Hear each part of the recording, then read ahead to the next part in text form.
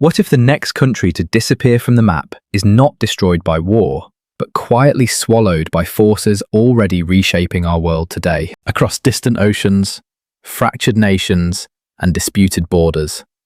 Several places now stand at the edge of a future that once seemed impossible to imagine. Rising seas, endless conflicts, economic collapse, and geopolitical rivalries are creating threats that could permanently change the world's political landscape. Some governments are already preparing for relocation, while others struggle to survive against internal divisions or powerful neighbouring states with competing ambitions. By the end of this video, you may realise that the next major change to the world map has already begun, long before most people noticed. The idea of an entire country disappearing may sound like science fiction, yet for several nations it has become a serious possibility discussed by scientists and world leaders alike. Throughout history, empires have risen and fallen because of war, conquest, and political collapse.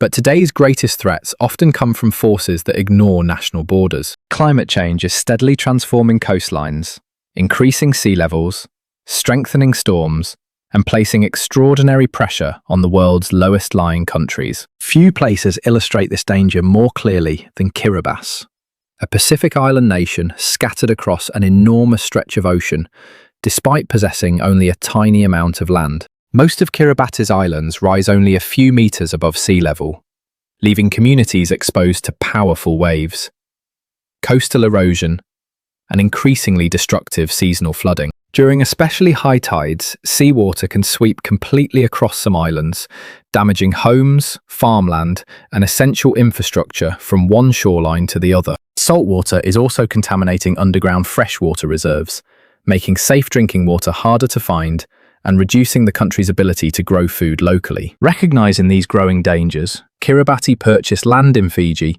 to prepare for the possibility that future generations may eventually need to relocate. The country's leaders have repeatedly warned international climate conferences that Kiribati could become one of the first sovereign nations lost to rising seas. Thousands of kilometers away in the Indian Ocean, another island nation faces a remarkably similar challenge, despite its reputation as a tropical paradise. The Maldives is famous for luxurious resorts, crystal clear lagoons, and breathtaking beaches that attract visitors from around the world every year. Beneath that beautiful image lies a harsh reality, because most of the country's islands stand only a short distance above the surrounding ocean. Even modest increases in sea level can accelerate erosion, flood communities, and threaten vital infrastructure across many inhabited islands. Coral reefs that once acted as natural barriers are also suffering from warmer waters and environmental stress, reducing their ability to protect vulnerable coastlines.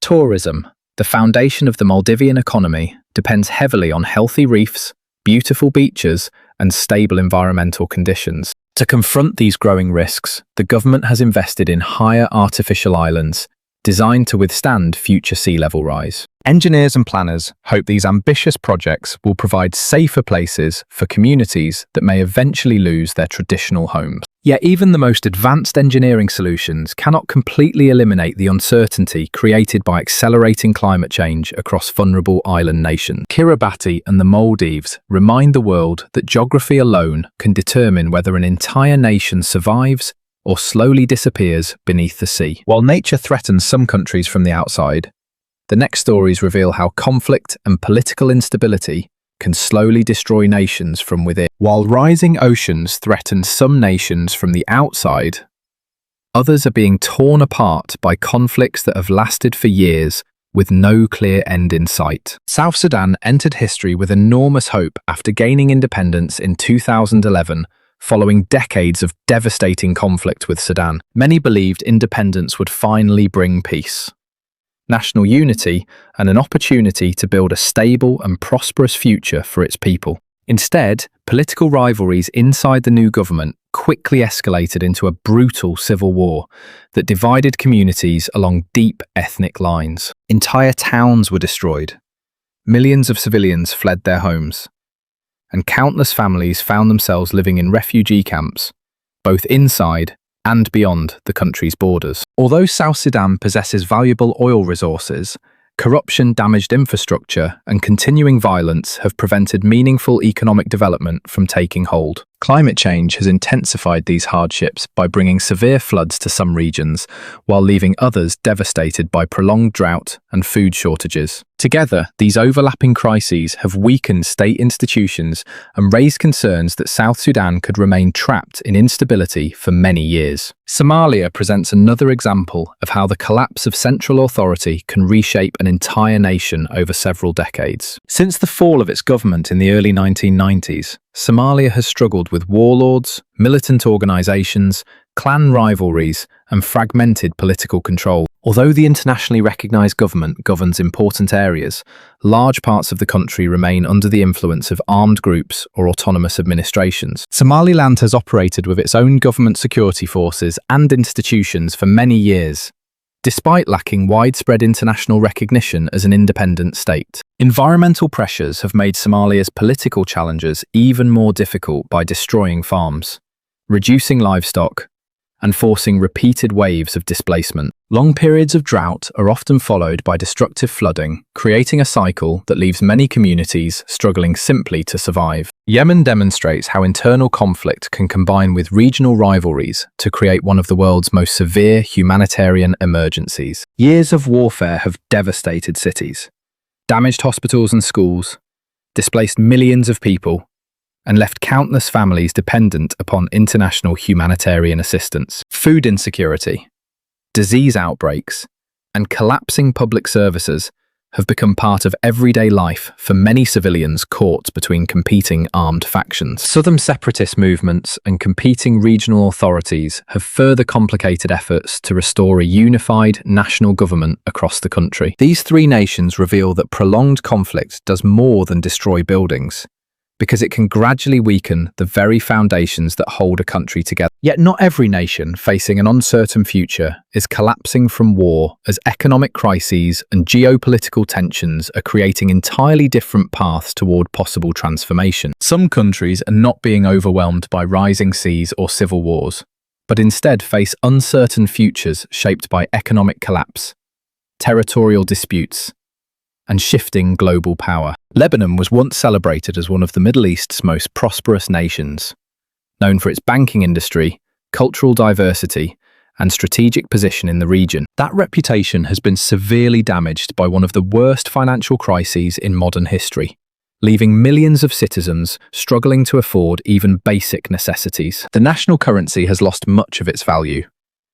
Savings have disappeared, and essential public services such as electricity and clean water have become increasingly unreliable. Long-standing political divisions, widespread corruption, and repeated government deadlocks have prevented meaningful reforms from restoring public confidence or economic stability. The devastating explosion at Beirut's port became a powerful symbol of institutional failure, exposing years of negligence and deepening public frustration across the country. If these political and economic challenges continue unresolved, Lebanon could face even greater internal fragmentation, driven by competing factions and outside influence. Farther east, Taiwan represents a very different kind of uncertainty, because its future depends largely upon one of the world's most sensitive geopolitical disputes. Taiwan operates with its own democratic government, military economy, and legal system, while China continues to regard the island as part of its national territory. Military exercises, naval patrols, and diplomatic tensions have steadily increased,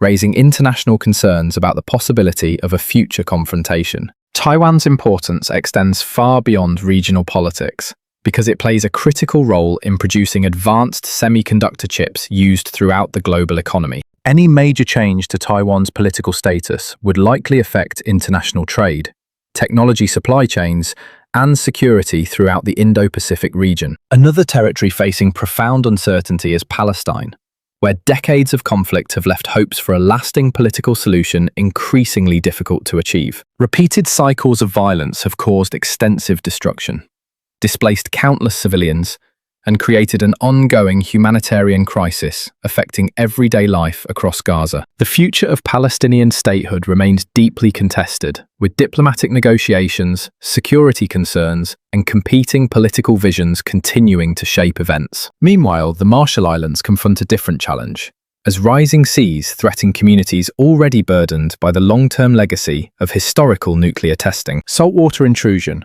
coastal flooding, and limited land make adaptation increasingly difficult, even as many residents maintain a strong connection to their ancestral homeland. Although agreements with larger nations provide migration opportunities, relocation cannot replace the cultural identity and sovereignty tied to generations of history. Together, these cases demonstrate that countries can face existential threats through many different paths, whether environmental, political, economic, or geopolitical. The map of the world has never been permanent, and the decisions made during the coming decades may determine which nations endure and which are remembered only in history. The stories you've seen today prove that nations can disappear in many different ways, whether through rising seas, internal collapse, or geopolitical confrontation. Although no one can predict the future with certainty, today's environmental, political, and strategic trends reveal which countries face the greatest long-term risks. The most convincing conclusion is that survival will depend not only on geography, but also on effective leadership, international cooperation, and the ability to adapt before crises become irreversible. As history has shown countless times, the world map is never truly permanent, and the borders we take for granted today may look very different within a single generation. Which of these nations do you believe faces the greatest danger, and could another country someday join this list before the world is ready to accept the consequences?